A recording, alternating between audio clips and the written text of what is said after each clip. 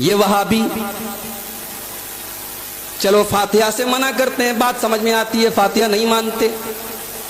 چلو یہ قبروں پر نہیں جاتے، یہ ان کے یہاں حرام ہے، منع ہے، یہ نہیں جاتے، چلو بات سمجھ میں آتی ہے. ارے شب برات کی رات تو ہم کوئی غلط کام نہیں کر رہے. رات ہوتی ہے، مسجدوں میں لائٹنگ کر دی جاتی ہے، مسجدوں کے دروازے کھول دیے جاتے ہیں، لوگ آتے ہیں مسجدوں میں بیٹھ کر تلاوت کرتے ہیں. قبرستان پہ لوگ جاتے ہیں، اپنے ماں باپ کے حق میں، اپنے رشتہ داروں کے حق میں مغفرت کی دعا کرتے ہیں. اس میں کون سی غلط بات ہے؟ مائیں بہنیں گھروں میں مصلی بچھا کر 100 رکعت نمازیں پڑھ رہی ہیں، کون سی غلط بات ہے؟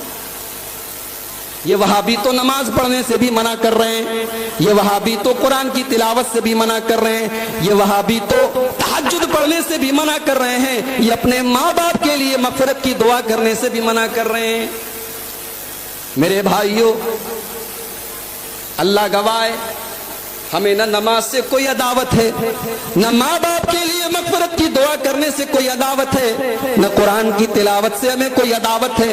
ہمیں عداوت ہے تو ہر اس عمل سے جس عمل کے اوپر جناب محمد الرسول اللہ صلی اللہ علیہ وسلم کی مہر نہ ہو.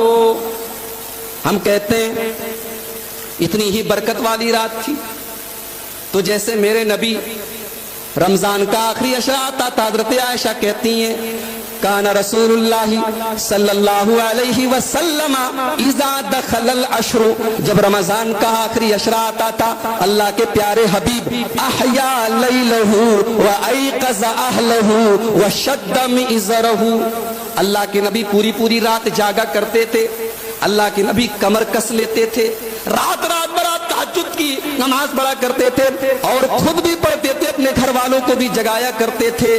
اگر آج کی یہ برکت والی رات ہوتی، اگر آج کی رات کی اتنی امپورٹنس ہوتی، اتنی اہمیت ہوتی، تو میرے نبی نے ایک تو صحیح حدیث ضرور مل گئی ہوتی، ایک دلیل تو ضرور مل گئی ہوتی، ایک صحیح حدیث تو ضرور مل گئی ہوتی کہ میرے نبی نے خود بھی یہ عمل کیا ہوتا اور صحابہ سے بھی کروایا ہوتا، اپنی بیویوں سے بھی کروایا ہوتا.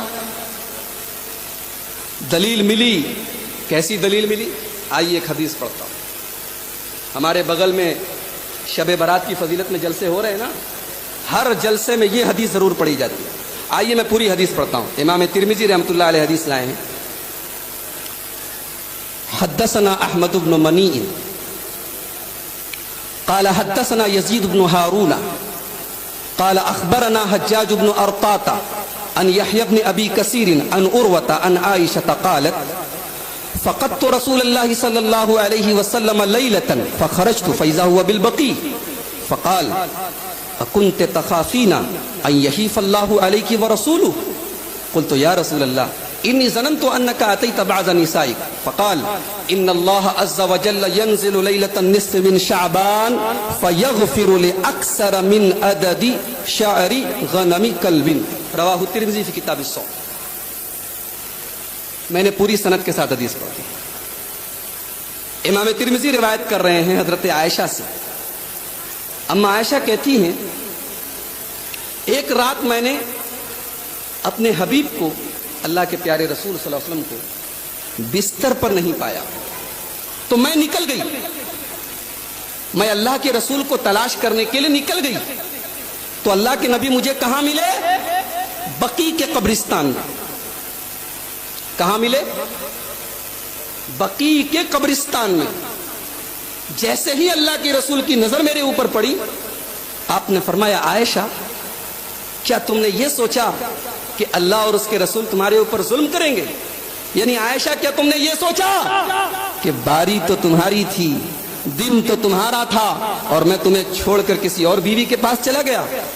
حضرت عائشہ نے فرمایا نہیں ہے اللہ کے رسول، میں نے سمجھا کہ آپ کسی کام سے، کسی ضرورت سے، کسی غرض سے اپنی کسی بیوی سے ملنے کے لیے گئے ہوں. آپ نے فرمایا عائشہ 15 شعبان کی رات کو اللہ تبارک و تعالی نازل ہوتا ہے، اللہ تبارک و تعالی نازل ہوتا ہے، اللہ تعالی اترتا ہے اور قبیلے بنو کلب کی بکریوں کے بالوں کی تعداد سے بھی زیادہ لوگوں کی مغفرت کرتا ہے. یہ حدیث شب برات کی فضیلت میں ٹاپ 10 حدیثوں میں سے. اس کو سب سے پہلے پڑھتے ہیں. اس حدیث کو میں نے سند کے ساتھ پڑھا ہے. آئیے ایک بار پھر سند پڑھتا ہوں. امام ترمذی کہتے ہیں حدثنا احمد بن منیع قال حدثنا یزید بن ہارون قال اخبرنا حجاج بن ارطاط ان یحیی بن ابی کثیر ان عروۃ عن عائشہ. یہ سند ہے. اس سند میں ایک راوی ہے حجاج بن ابی ارطاط. یہ کس سے روایت کر رہے ہیں؟ یحییٰ بن ابی کثیر سے. اور یحییٰ بن ابی کثیر کس سے روایت کر رہے ہیں؟ عروہ سے. اب امام ترمذی رحمۃ اللہ علیہ اس حدیث پاک کو بیان کرنے کے بعد خود کہتے ہیں سمعت محمدن، میں نے اپنے استاذ محترم امام المحدثین امیر المومنین فی الحدیث سیدنا امام بخاری رحمۃ اللہ علیہ کو یہ فرماتے ہوئے سنا کان یضعف ھذا الحدیث. امام بخاری کہتے ہیں یہ حدیث ضعیف ہے. کون کہہ رہا ہے؟ کون کہہ رہا ہے حدیث ضعیف ہے؟ کوئی یہ نہ کہے کہ وہابی کہہ رہا ہے. کون کہہ رہا ہے؟ بخاری کہہ رہا ہے. امام بخاری کہہ رہے ہیں. اور کعبے کے رب کی قسم، علم حدیث میں جو مقام امام بخاری کو حاصل ہے وہ کسی اور کو حاصل ہے. امام بخاری کسی راوی کے بارے میں کمنٹ کر دیتے ہیں فیہ نظر، اس راوی کی حدیث کو تھوڑا سوچ وچار کر لیا کرو. یہ نہیں کہتے کہ ریجیکٹ کر دو. امام بخاری اگر کسی راوی کے بارے میں صرف اتنا بول دیں فیہ نظر، اس راوی کی حدیث کو سوچ سمجھ کر لیا کرو، تو علماء کا اتفاق ہے، محدثین کا اتفاق ہے، فقہاء کا اتفاق ہے کہ وہ حدیث ریجیکٹیبل ہے، وہ حدیث مردود ہے، وہ حدیث قبول نہیں کی جائے گی، کیونکہ اس کے راوی کے بارے میں امام بخاری کا اتنا زبردست کمنٹ ہے. امام بخاری بول رہے ہیں یہ حدیث ضعیف ہے. اچھا یہ تو سند ہے. اچھا امام بخاری حدیث کو ضعیف بتاتے ہیں، وجہ کیا بتاتے ہیں؟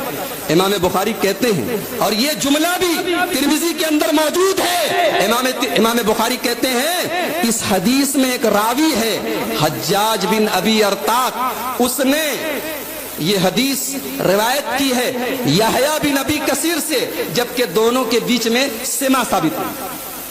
اب میں یعنی کہ عبدالغفار سلفی اگر میں کوئی حدیث بیان کروں اور میں کہوں کہ میں نے یہ حدیث مولانا حیات اللہ بنارسی سے سنی ہے یا مولانا ابو القاسم صاحب بنارسی سے سنی ہے، تو لوگ ہنسیں گے، بولیں گے ارے دیکھو یہ جھوٹ بول رہا ہے، یہ جھوٹ بول رہا ہے.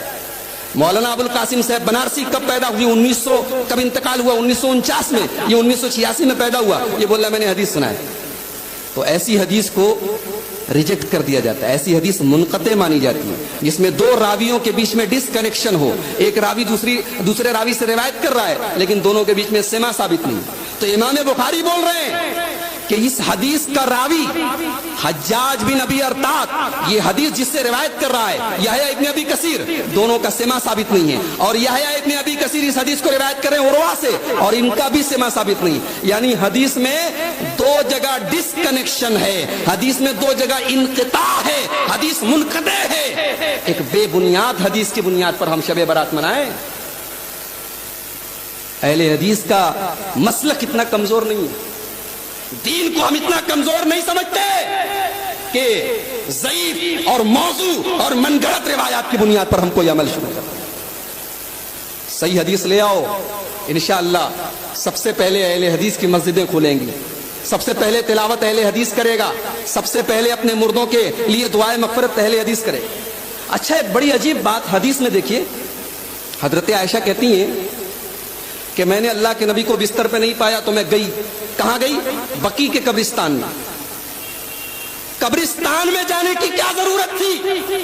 اگر واقعی میں یہ مغفرت کی رات ہے تو مجھے بتاؤ. شب قدر کیا مغفرت کی رات نہیں ہے؟ شب قدر کے بارے میں تو میرا رب قرآن میں کہتا ہے انا انزلناہ فی لیلۃ القدر وما ادراک ما لیلۃ القدر لیلۃ القدر خیر من الف شہر تنزل الملائکۃ والروح فیہا باذن ربہم من کل امر سلام ہی حتی مطلع الفجر. شب قدر کے بارے میں تو میرے رب نے پوری قرآن کی سورت نازل کر دی. میرے رب نے کہا یہ اتنی مبارک رات ہے کہ ایک رات کی عبادت 1000 مہینے سے افضل ہے، 84 سال کی عبادت سے بہتر ہے اس رات کی عبادت۔ لیکن ایک روایت دکھا دو، ایک حدیث دکھا دو، ایک سند دکھا دو، ایک دلیل دکھا دو کہ شب قدر کی رات میں میرے نبی قبرستان جا کے دعائیں مغفرت کرتے تھے۔ سن لو، اہل حدیث کا عقیدہ یہ ہے کہ ماں باپ کے لیے مغفرت کی دعا گھر بیٹھ کر بھی کر سکتے ہیں، مسجد میں بھی کر سکتے ہیں، اور قبرستان جا کر بھی کر سکتے ہیں۔ قبرستان جانا ضروری نہیں، ٹھیک ہے جا سکتے ہیں۔ ابھی ہمارے صدر محترم نے پوری قبر کے تعلق سے پوری حدیثیں پڑھی، لیکن یہ عقیدہ کہ ماں باپ کی مغفرت کی دعا تبھی ہوگی جب ہم قبرستان پر جائیں گے، یہ عقیدہ اسلام کا نہیں ہے۔ معاف کیجئے گا، یہ ان کا عقیدہ ہے جن کا مذہب قبرستان سے شروع ہوتا ہے اور قبرستان میں جا کر ختم ہو جاتا ہے۔ اس رات کا نام شب برات کیوں پڑا جانتے ہیں؟ براءت، یہ براءت بنا ہے تبرہ سے، یہ براءت بنا ہے تبرہ سے، اور تبرہ یہ روافض کی اصطلاح ہے، یہ ابو بکر و عمر کے دشمنوں کی اصطلاح ہے، یہ صحابہ کو گالیاں دینے والوں کی اصطلاح ہے، جو نماز میں جب تک حضرات شیخین کے اوپر، سیدنا ابو بکر صدیق کے اوپر، حضرت عمر فاروق کے اوپر جب تک براءت کا اظہار نہ کر لیں، جب تک ان سے اپنے آپ کو بری نہ کر لیں، ان کی نماز قبول نہیں ہوتی۔ اور جو اپنی آنکھوں میں یہ سپنا سجوئے ہیں کہ جب ہماری حکومت ہوگی مکہ اور مدینہ پر تو ہم ابو بکر کی قبر سے اور عمر کی قبر سے ان کی لاشوں کو نکال کے سولی پہ لٹکائیں گے، جن کا یہ سپنا ہے ان کے لیے یہ شب برات، یہ تبرے کی رات ہے، یہ برات کی رات ہے، یہ صحابہ سے تبرہ اور صحابہ سے اپنے آپ کو بری کرنے کی رات ہے۔ اور جانتے ہو،